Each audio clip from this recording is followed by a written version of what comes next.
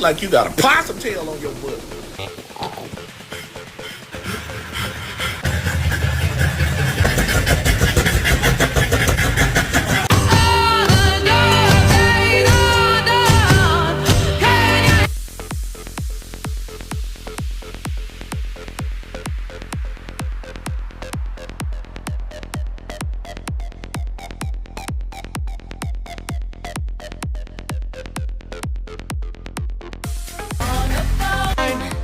You're my best friend.